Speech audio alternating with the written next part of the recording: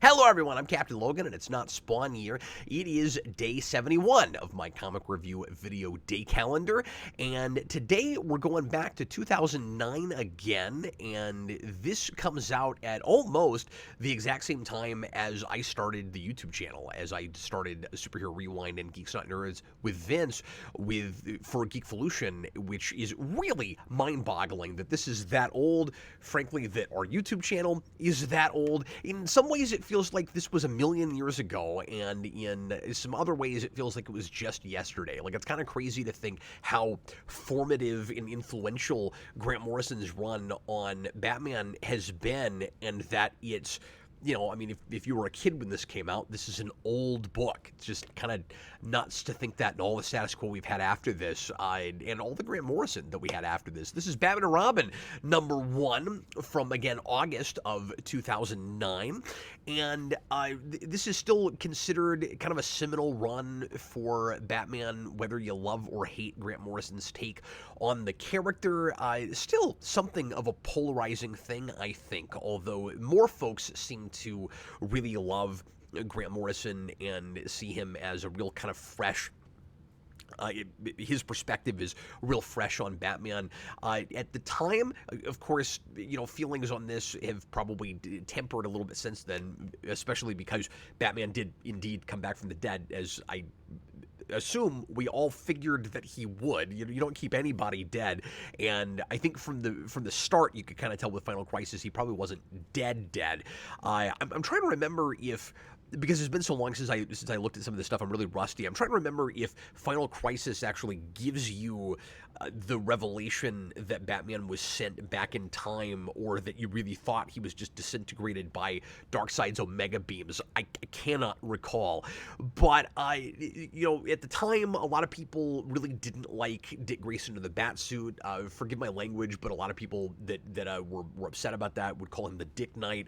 I didn't think that he really deserved to wear the suit. I never felt that way. I figured if anybody would take on the mantle, it would be Dick Grayson, and I liked that this stuff was always about his, doing his best to fill the shoes, but knowing that he's not Bruce Wayne, and feeling, inadequate to live up to that, but not being...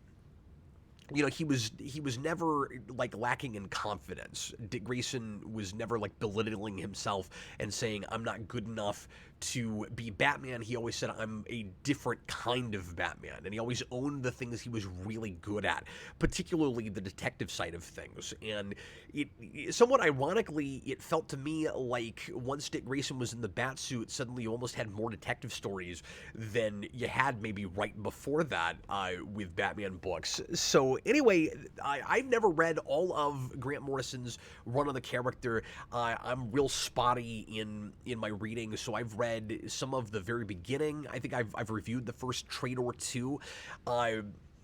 During, I want to say during RIP.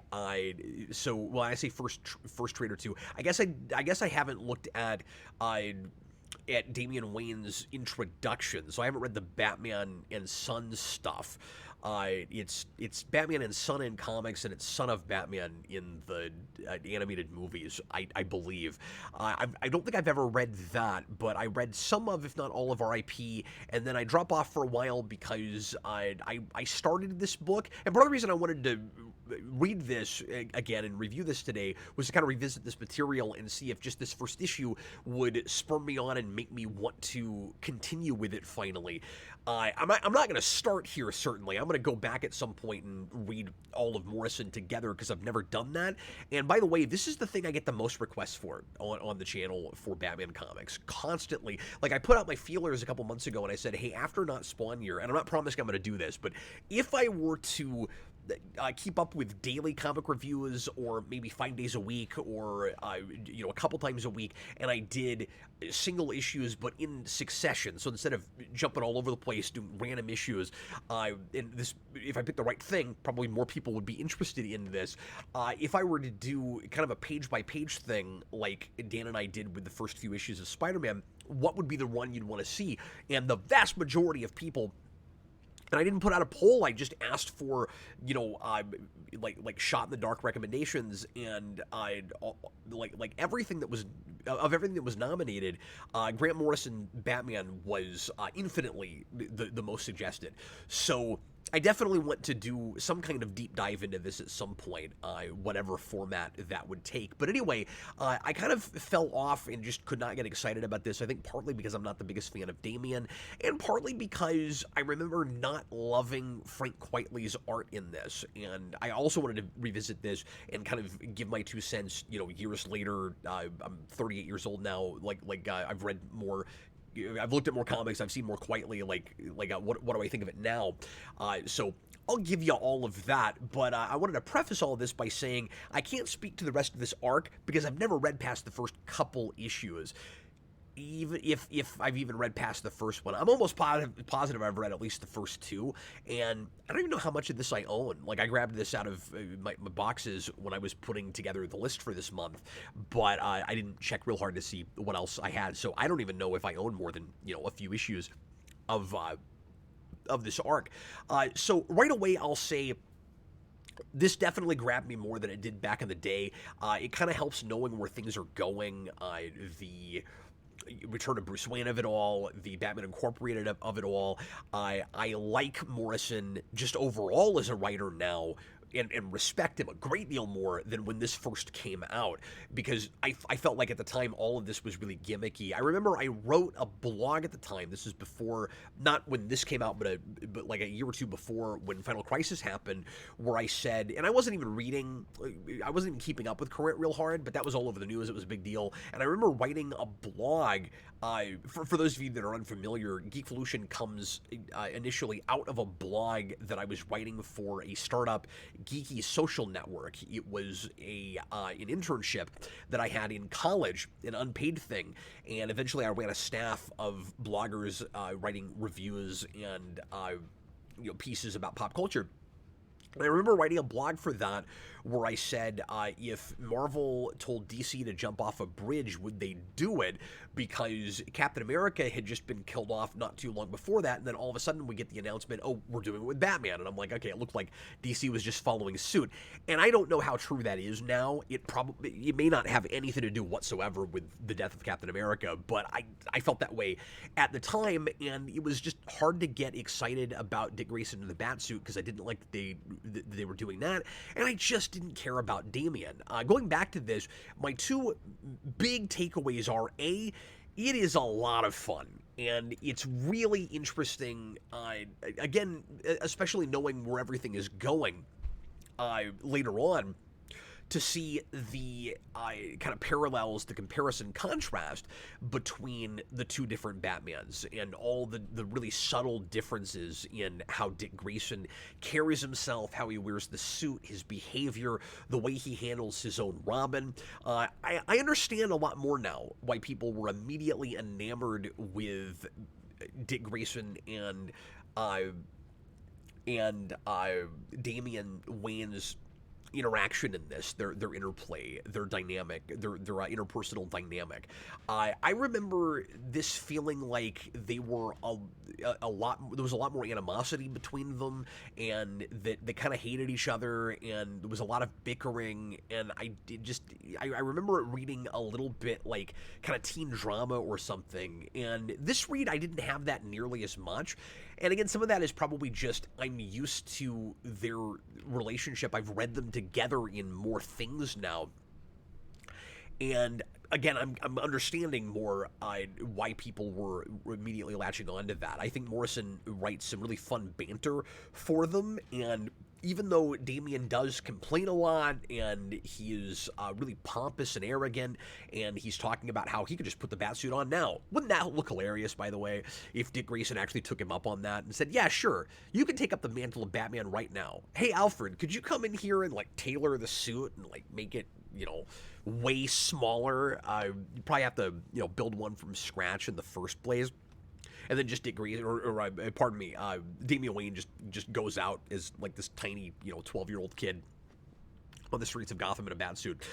But even though Damian is treating him that way and trying to assert himself as superior or at least on the same level, he's making it, there's no mistaking his irritation that he has to be subservient to Dick now, and that he didn't get the mantle in the first place. It reads a little bit like the Superboy, the Connor Kent Superboy clone with around Death of Superman saying, "No, I'm Superman, I'm not Superboy." Like, this kind of reads that way a little bit. But even though he's doing all of that, one of the things that makes it work okay is that Dick doesn't take any crap from him, and he tends to make a joke out of it and will kind of turn it on its head. And he's not letting Damian get away with that, but at the same time, he's also letting him be a kid, and he's not taking any offense to it. He doesn't take anything personally. He's like,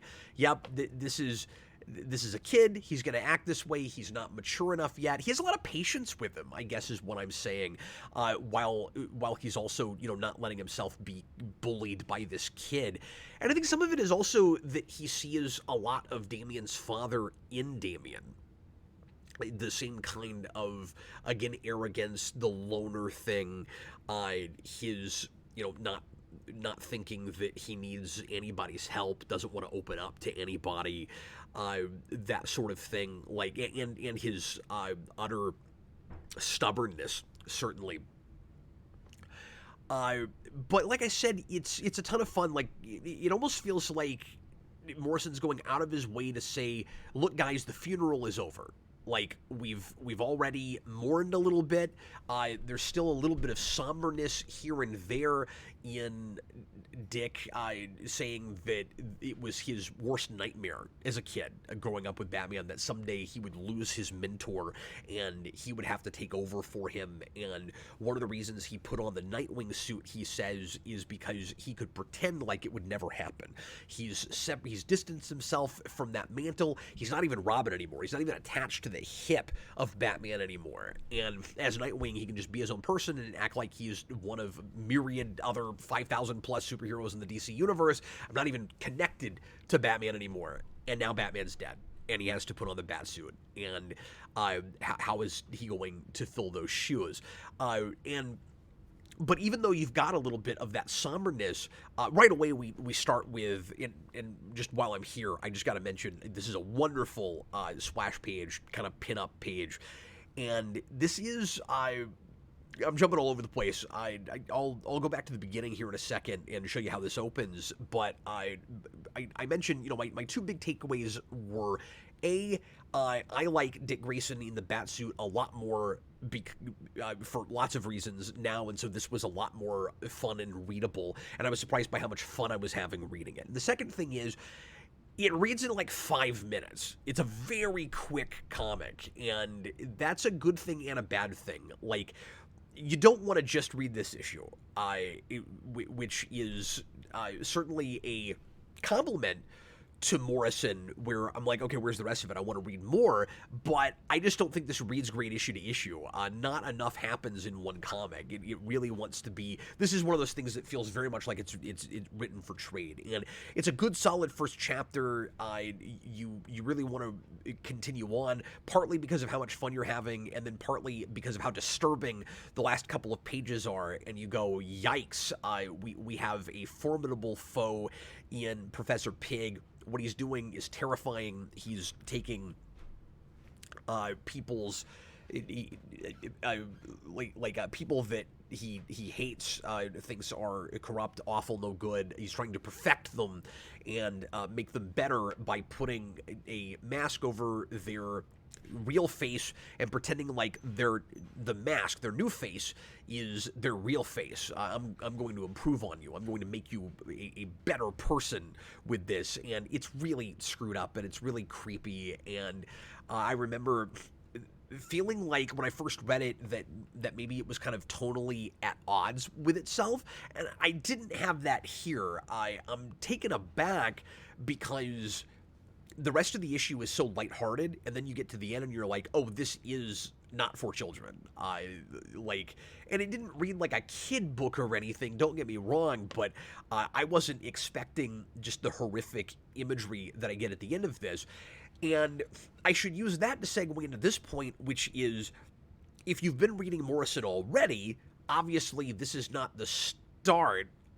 This is the beginning of a new chapter for his chapter with a capital C, of the new phase, as we like to say these days after MCU, of Morrison's tenure on Batman. But he's been with this character for a while, and he goes to these rough and tumble and disturbing places, and he likes to shock you in, and I use that word in the best way possible, where you just don't always know what you're getting with Morrison, and that's some of what's interesting and challenging about him. Is he doesn't like to be predictable. He doesn't like to be callable, and I would not have seen this coming on a first read, certainly. And it is also really well bookended, where at the beginning, I'll just go ahead and jump back to the start here. Now you've seen every page in like 5 seconds.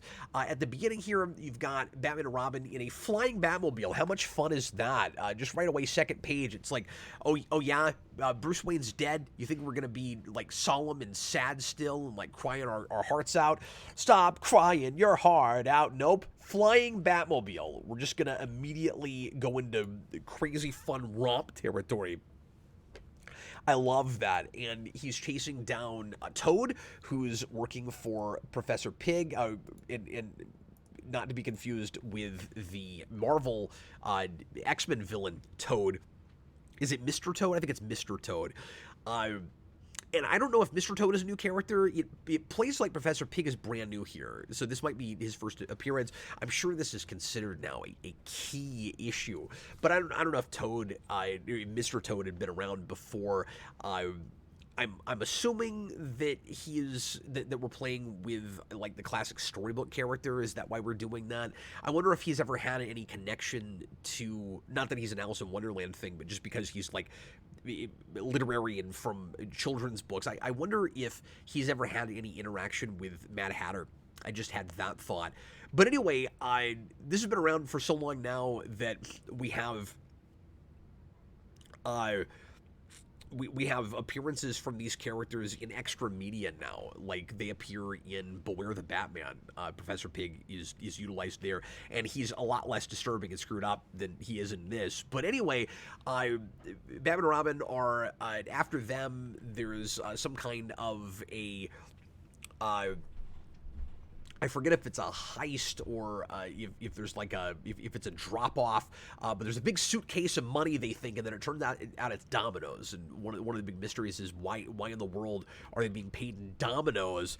And then that book ends at the end where you've got a bunch of dominoes with blood all over them, and Professor Pig has them. It's like, what's the deal with the dominoes? Lastly, I'll mention that like I said earlier, I really like all of the parallels and the contrast of who Dick Grayson is versus Bruce Wayne. And a lot of this is, of course, stuff we know, but it's really nice to see it in practice. So I just wanted to throw a couple of examples out. In one scene, Dick is eating sandwiches that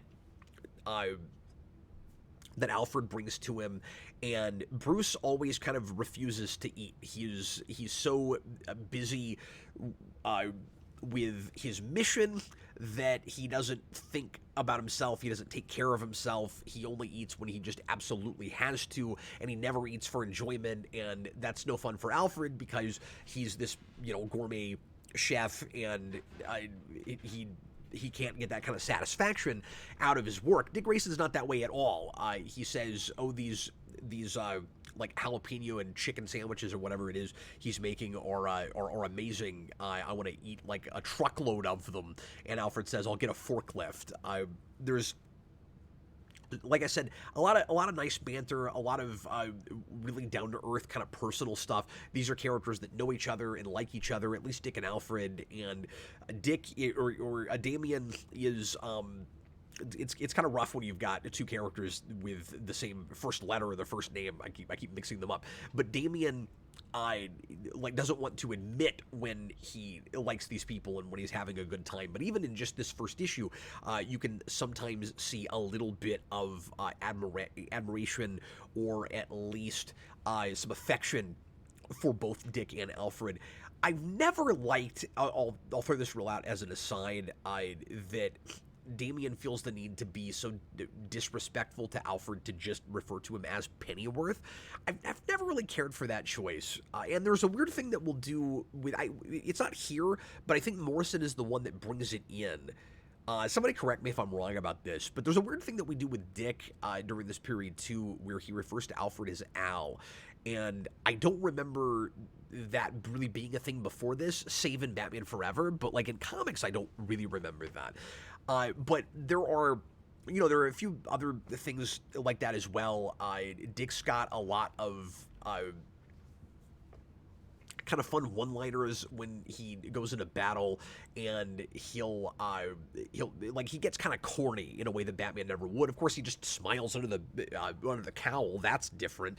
And there's a bit where he says on this page, this is it, Batman and Robin together again for the first time.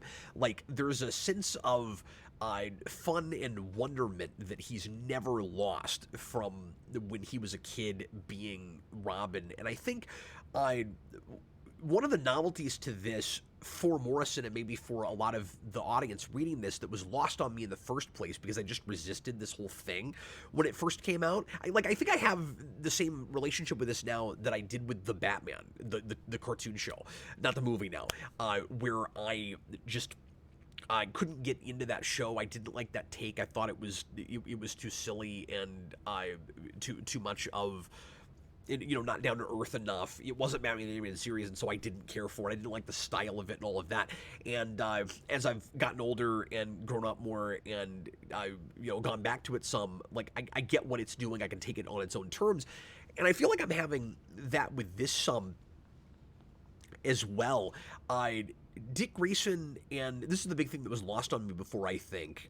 Dick and Damian have both been Robin, and so this is a former Robin who has graduated to Batman, who doesn't have the same kind of broodiness and darkness that Bruce Wayne does, but arguably he still should be first in line to get the bat suit, not only because he was the first Robin, he's one of the older of them, he's got more experience, he's one of the great detectives, etc., but also just simply because his parents were also murdered by a psychopath.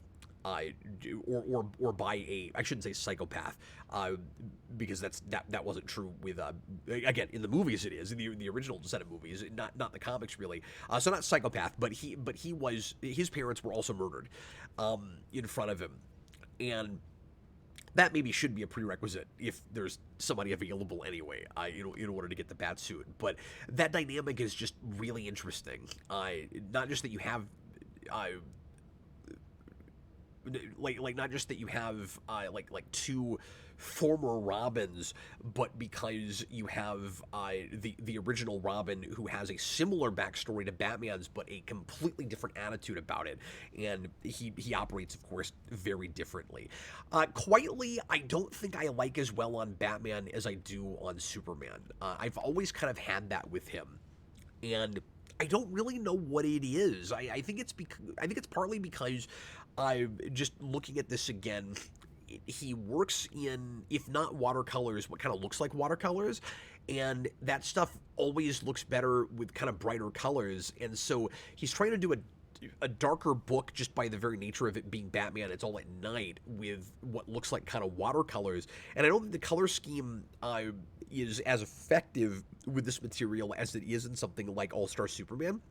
But I also think that his faces in this book, except for the popular familiar characters that we all know, are kind of like ugly intentionally. And I don't remember having that as much with some of his other work, particularly with All-Star. Where, like, here Batman and Robin don't have the super ugly looking faces. They don't have too many lines on their faces. They don't look like their faces are made of like Jello or like saran wrap or something like some of the others, but then you'll get pages like this where Gordon looks okay, but these other two random cops, they just kind of look almost like Clayface hasn't put his face together. And I know a lot of people aren't going to agree with me on this, but I've just never really cared for how he draws faces with this book. And then even in pages like this, sometimes even our mainstay characters, he'll draw kind of like that. And I don't really care for that. But at the same time, I love his action panels, and his characters are really expressive, certainly. But like I said, I don't like it as well as Superman, but I definitely like it more than I did the last time I looked at it. Anyway, that's going to do it for me today. That's my review of Batman and Robin #1 by Grant Morrison, and I am certainly much more open and interested to reading this entire run, but particularly the Batman and Robin book itself. I think this went, 26, 28 issues before it was, before we got a second volume of it during New 52. Am I right about that? And like I said, I've read, I want to say most of, if not all of RIP. So like the majority of the lead up stuff to this. But then after this, I'm totally spotty until we get to Batman Incorporated, which I've read all of, if the majority of, if not all of, and that gets frustrating because of how it was interrupted with New 52 and the compromises that had to be made there. But anyway, like I said, at some point I want to do a whole deep dive with this stuff, and thanks so much for joining me. I will be back again tomorrow with another one, as always, and in the meantime, I was Captain Logan, and happy reading.